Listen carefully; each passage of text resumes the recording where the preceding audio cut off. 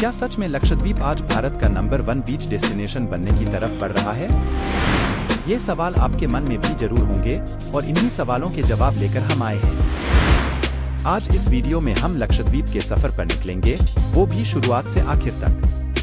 जानेंगे कि कैसे तूफान के बाद उम्मीदें उभरी, कैसे बदली लक्षद्वीप की तस्वीर। हम बात करेंगे विकास की, पर्यटन की, रोजगार की, शिक्षा की, पर्यावरण की और सबसे खास बात वहाँ के लोगों की कहानियों की। लक्षद्वीप को भारत का मालदीव कहा जाता है और यह दावा सच साबित हो रहा है। सरकार की पहल और निजी निवेश के सहयोग से पर्यटन क्षेत्र में जबरदस्त बदलाव देखने को मिल रहे हैं। लक्षद्वीप का विकास। लक्षद्वीप में नए बंदरगाह और हवाई अड्डे का निर्माण किया गया है। यह द्वीपों को मुख्य भूमि से बेहतर कनेक्टिविटी प्रदान करेगा। इसके अलावा सौर ऊर्जा और स्वच्छ जल पहल पर भी ध्यान दिया जा रहा है। लक्षद्वीप में नए अस्पताल और स्कूल स्थापित किए जा रहे हैं। इससे शिक्षा और स्वास्थ्य सेवाओं तक पहुंच में सुधार होगा। टाटा ग्रुप ने लक्षद्वीप में 2000 करोड़ रुपए के निवेश का ऐलान किया है। यह निवेश 2 लग्जरी रिसोर्ट और 1 क्रूज टर्मिनल के निर्माण में किया जाएगा। इससे पर्यटन उद्योग को नई गति मिलेगी। लक्षद्वीप की समृद्ध संस्कृति और परंपराओं को संरक्षित करने के लिए भी प्रयास किए जा रहे हैं। होमस्टे और इको टूरिज्म को बढ़ावा दिया जा रहा है। लक्षद्वीप में विकास की गति तेजी से बढ़ रही है। सरकार और निजी क्षेत्र की पहलों से लक्षद्वीप एक समृद्ध और विकसित द्वीप समूह बन सकता है। पर्यटन के नए अनुभव। लक्षद्वीप के 2 आधिकारिक नीले झंडे से प्रमाणित समुद्र तट अगट्टी और मिनिकॉय अंतर्राष्ट्रीय पर्यटकों को लुभा रहे हैं। साफ सुथरे पानी, स्वस्थ वातावरण और पर्यावरण के अनुकूल पर्यटन प्रबंधन इन तटों की खासियत है।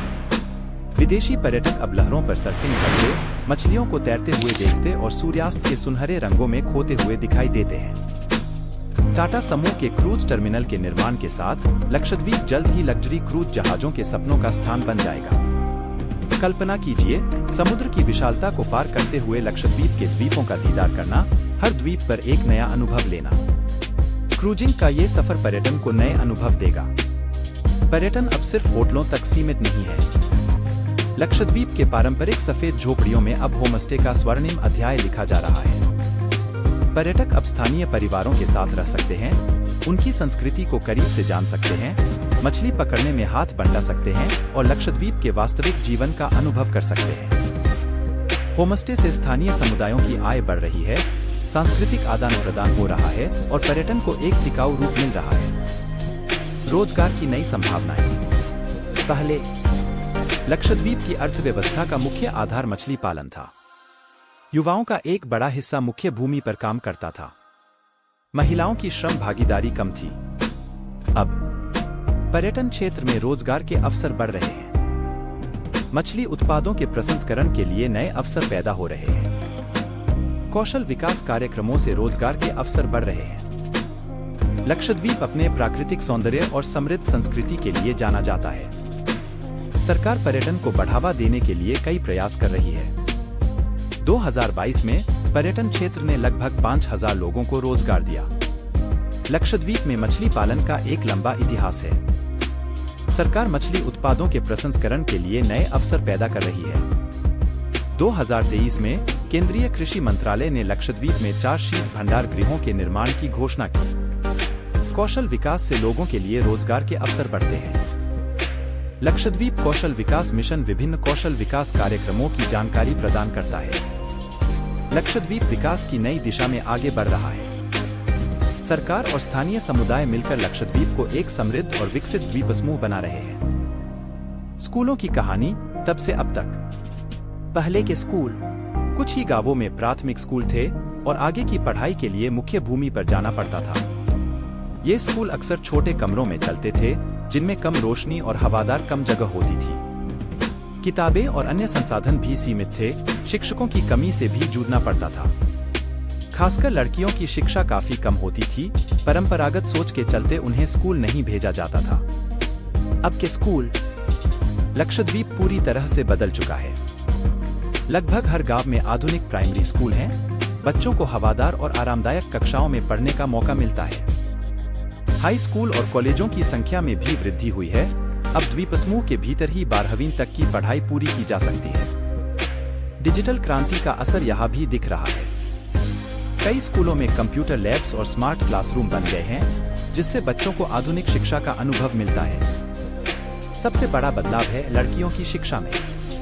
सरकार के प्रयासों और सामाजिक जागरूकता से अब बेटियां भी उसी उत्साह से स्कूल जाती हैं, जिससे बेटे जाते हैं। लक्षद्वीप सरकार का लक्ष्य 2024 तक हर द्वीप पर डिग्री कॉलेज स्थापित करना है। इससे उच्च शिक्षा तक और आसान पहुंच बन पाएगी। सरकार डिजिटल शिक्षा को और बढ़ावा देने की योजना बना रही है। लक्षद्वीप को देश का पहला पूरी तरह से डिजिटल शिक्षा वाला राज्य बनाने का सपना देखा जा रहा है। ITI के बाद द्वीप समूह में और भी तकनीकी और व्यावसायिक संस्थान खोले जाने की संभावना है, ताकि युवाओं को रोजगार के लिए बेहतर अवसर मिल सके। पर्यावरण संरक्षण। लक्षद्वीप अपने खूबसूरत समुद्र तटों और नीले पानी के लिए जाना जाता है। यह द्वीप समूह अपनी प्राकृतिक सुंदरता के लिए प्रसिद्ध है, लेकिन अतीत में लक्षद्वीप पर्यावरणीय चुनौतियों का सामना कर रहा था। प्लास्टिक प्रदूषण, अनियमित मछली पकड़ने और वन्यजीवों के अवैध शिकार से लक्षद्वीप का प्राकृतिक संतुलन बिगड़ रहा था। लेकिन अब लक्षद्वीप सरकार और स्थानीय समुदाय पर्यावरण संरक्षण के लिए मिलकर काम कर रहे हैं। सरकार ने कई कदम उठाए हैं, जैसे सिंगल यूज प्लास्टिक पर प्रतिबंध, टिकाऊ मछली पालन के लिए प्रोत्साहन, संरक्षित क्षेत्रों और वन्यजीव अभयारण्यों की स्थापना। इन पहलों का सकारात्मक प्रभाव पड़ रहा है। प्लास्टिक प्रदूषण में कमी आई है, मछली पकड़ने के तरीके अधिक टिकाऊ हो गए हैं और वन्यजीवों की सुरक्षा में सुधार हुआ है। लक्षद्वीप के प्रयास यह साबित करते हैं कि विकास और संरक्षण एक दूसरे के विपरीत नहीं, बल्कि एक दूसरे के पूरक हैं। एक टिकाऊ भविष्य के लिए हमें प्रकृति का सम्मान करना होगा और इसे संरक्षित करना होगा।